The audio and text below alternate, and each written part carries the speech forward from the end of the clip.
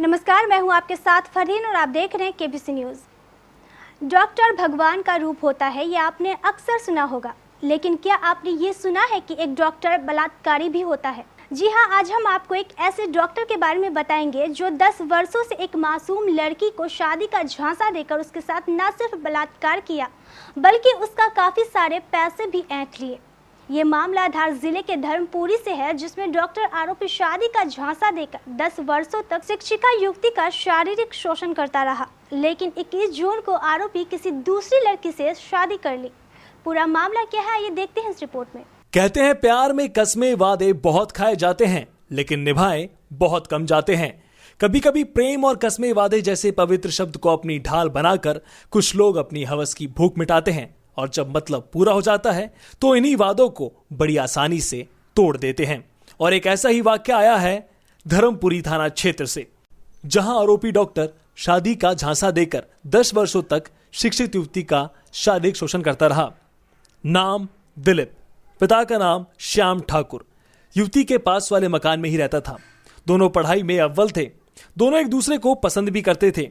एक ही समाज के होने के कारण दोनों के परिवार वालों ने नौकरी के बाद शादी की बात पर हामी भर दी थी।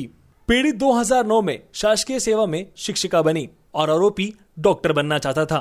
और सबसे कमाल की बात तो ये थी कि पीड़िता अपनी वेतन से आरोपी दिलीप को MBBS और PG का खर्चा दिया करती थी और आरोपी को डॉक्टर भी बनाया।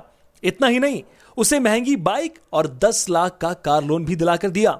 2010 से 2019 तक लगातार शादी का झांसा देकर आरोपी डॉक्टर युवती से शारीरिक संबंध बनाया करता था। पीड़िता ने गांव में आरोपी के कच्चे मकान को करीब 8 से 10 लाख रुपए का खर्चा कर पक्का मकान बनाने में मदद भी की थी। लेकिन 2017 में डॉक्टर बनने के बाद आरोपी करुणा हॉस्पिटल सेंधवा में बतौर चाइल्ड स्पेशलिस्ट नौकरी करने लगा। इसके बाद आरोपी पीड़िता को शादी से इनकार भी करने लगा। पीड़िता और परिजनों ने आरोपी को मनाने की बहुत कोशिश की, लेकिन आरोपी ने बात करना ही बंद कर दिया था। 21 जून 2021 को आरोपी डॉक्टर दिलीप ठाकुर ने किसी अन्य लड़की से शादी रचा ली। इस शादी की जानकारी आरोपी के मामा ने पीड़िता के परिवार को दी, जिसके बाद पीड़िता ने अपने पिता के साथ थाना धर्मपुरी पर जाकर रिपोर्ट दर्ज कराई। अब डॉक्टर फरार है। पुलिस जल्द पकड़ने की बात कह रही है। पीड़िता अब आरोपी डॉक्टर को सजा दिलवाने की और उसका मेडिकल लाइसेंस रद्द करवाने की बात पर अड़ी हुई है। 29 जून को 2021 में मतलब हम लोगों ने रिपोर्ट दर्ज करवाई थी। इस बीच अभी तक कोई कार्यवाही नहीं की। अभी तक जो आरोपी फरार है, मतलब उसे गिरफ्तार नहीं किया गया है। मैं एक शिक्षिका हूँ। मैं अपनी सारी मतलब जो घटनाएं मेरे साथ घटी थे मैं बताना चाहती हूँ। जैसे 2006-07 की बात है, हम दोनों साथ में पढ़ते थे, एक ही स्कूल में पढ़ते थे। इस बीच उस लड़के ने या फिर हम दोनों ने एक दूसरे को पसंद करने लगे।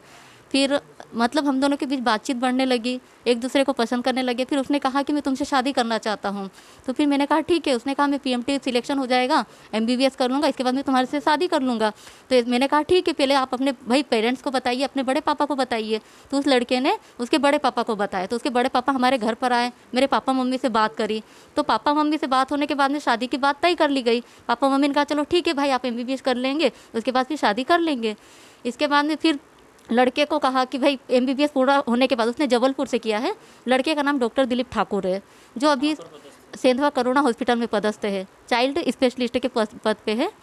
तो फिर MBBS पूर्ण होने के बाद में फिर पापा मम्मी ने कहा कि बेटा आप शादी कर देते हैं। तो उस लड़के ने कहा कि पापा मैं PG करना चाहता हूँ, मेरा PG में हो जाने दो, उसके बाद फिर कर लेंगे। तो फिर पापा मम्मी ने कहा चलो ठीक है बेटा, आप पढ़ने में थोड़ा अच्छे थे सोच करके फिर वो एग्री हो गए।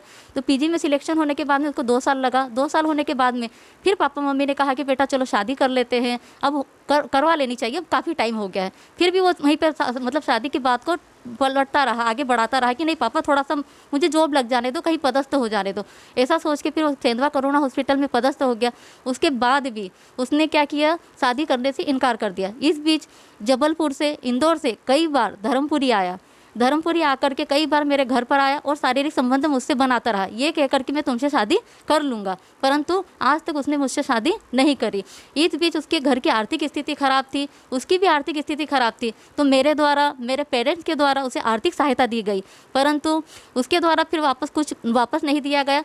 उसके पास जो कार है वो मेरे नाम से है, पर वो अभी आज तक वो चला रहा है। और बाइक मेरे भाई के नाम से है, वो भी यूज़ कर रहा है। और इस बीच बिना किसी सूचना दिए उसने 21 जून 2021 को शादी कर ली किसी दूसरी लड़की से। मुझे इस बारे में कुछ नहीं बताया गया और कई प्रकार से मुझे मानसिक रूप से भी वो प्रताड़ित करता रहा। क्यों? क्योंकि वो बस सीधे शादी के लिए इनकार करता रहा कि मुझे तुमसे शादी नहीं करना है। तो फिर हमने मतलब कई बार उसे समझाया पर ऐसा कुछ भी नहीं। बैठे बाहर बैठे दोनों को मैंने अलग समझा दिया, मतलब तुम जाके बात कर लो यार, वो लड़के के पिताजी बोल रहे इसको माफ़ी मांग ले, पैसा वैसा भी देना हो तो दे दे, जो तुमको करना आपस में कर दो। तो क्या है सर, 29 तारीख को 370 का मामला संजीवनी क्या हुआ? ये 29 तारीख को धर्मपुरी की एक लड़की ने अपने पिता के साथ आकर थाने पर रिपोर्ट लिखाई थी कि दिलीप पिता श्याम ठाकुर जो कि जामनिया का रहने वाला है, इसने पिछले 10 सालों से इसको शादी का आश्वासन देके इसके साथ गलत काम किया था और कुछ दिन पहले दूसरी शादी कर ली है। ये लोग दोनों साथ में पढ़ते थे जब से इनका परिचय है और उसकी रिपोर्ट पर, लड़की की रिपोर्ट पर इसके खिलाफ 376 का अपराध पंजीबद्ध किया गया।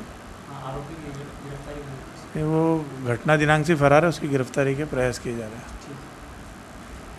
मध्य प्रदेश धार से अर्जुन सिंह मावी की रिपोर्ट, केबीसी न्यूज के लिए।